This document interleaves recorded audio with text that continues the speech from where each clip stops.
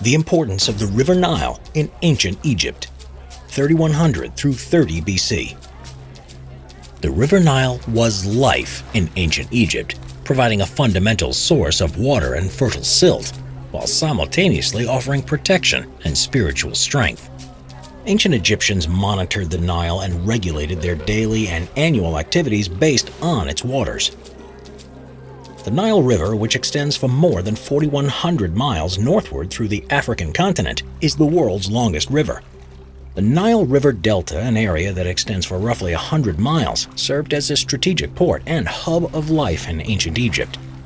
Within the delta itself, the Nile splits to form the Rosetta Branch and the Damietta Branch, which run west and east respectively.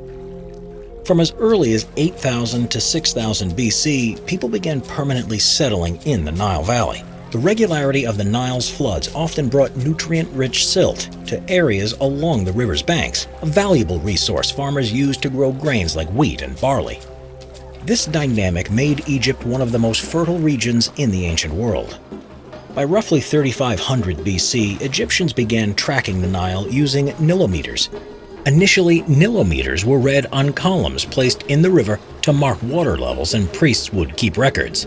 Later on, designs included stairs descending into the river itself. Similarly, observers noted the cycles of the Nile. The year was divided according to those cycles, with 3 distinct seasons. During Akhet, or inundation, the Nile flooded.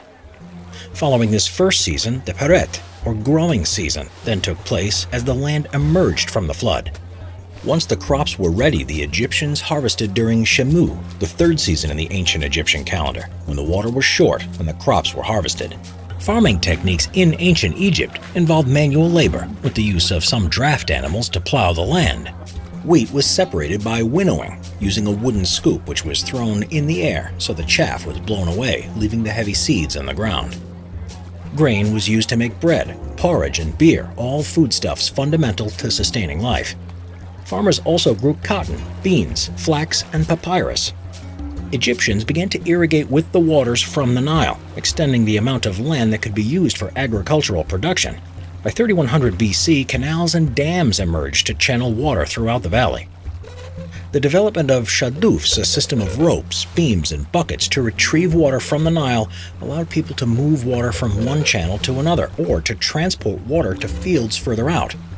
From shadoufs appearing from around 1700 BC to water wheels a millennia later, irrigation continued to expand throughout the Nile Valley. With greater understanding of the Nile came more informed and better coordinated trade practices. The Nile served as the primary transportation route through the region. Egyptians traded amongst themselves, with interaction between the upper and lower regions of Egypt long before unification in roughly 3150 BC. They also traded with Nubians to the south and were able to interact with various other societies by using the Nile. Because Egypt had plentiful supplies of grain, it was able to obtain wood, metal, and luxury items through exchange with Nubians to the south and contemporaries in locations like Mesopotamia, Greece, and Rome. Because the Nile was so important to life, agriculture, and production, Egyptians connected spirituality to its waters. A famine or less than fruitful harvest was associated with unhappy gods, their wrath, and a need to appease them. The most closely connected myth with the Nile was that of Osiris, Set, and Isis. Osiris was murdered by his brother, Set, because the latter was jealous of the former's power. By tricking Osiris into a coffin that he then threw into the Nile, Set killed his brother. Osiris's wife, Isis, undertook a search for her husband's body. She found him and left her sister Nephthys to guard the body from Set. Set inevitably found the body, cut it into pieces, and distributed those parts throughout Egypt. Isis and Nephthys went to find all of the pieces and were able to locate everything but Osiris's genitals, which Set had thrown into the Nile. It was eaten by the Oxyrhynchus fish, and was therefore forbidden to eat that type of fish in ancient Egypt. Another god was Hapi, who was the personification of the Nile River, symbolizing water and fertility. He was seen as the god who controlled the annual flooding of the Nile River and was worshipped by everyone in Egypt.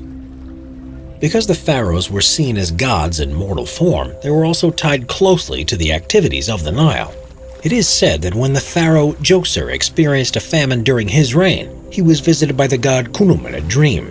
Khnum, connected to rebirth and creation, instructed Djoser to fix his temple in order to end the famine, which Djoser did. As a result, Egypt returned to a state of fertility, and Djoser was heralded as a great king. Egyptians enjoyed protection thanks to the Nile. The Egyptian kingdoms raised many mud brick forts along the Nile that enhanced the defensive capabilities of the kingdom against its southern neighbor, Nubia. Hostilities with Nubia to the south were also mitigated by cataracts, or shallow areas with rapid water, stones, and inlets that prohibited easy movement. As a thriving civilization, Egypt developed within a limited area around the Nile, protected by dry desert all around it. The arid land served as a deterrent to potential invaders and raiders. The Nile was also a source of recreation and fun. Swimming and games in the Nile were common, as were boat races and riding the rapids. Fishing in the Nile could be an activity to obtain food, or part of a day relaxing near the river. Egyptians would fish with spears, nets, and baskets made out of papyrus. The Nile River was not without any dangers, however, as many wild animals lurked in its waters. Crocodiles and hippopotamuses were the scourge of the waters, wreaking havoc and devastation. As the father of life and the mother of all men, the Nile was intertwined with aspects of life in ancient Egypt. The first-century Roman author Seneca the Younger described the Nile as unique and exceptional. The power and importance of its waters has been recognized since ancient times, and the status of the Nile as an Egyptian lifeline was realized, welcomed, and praised.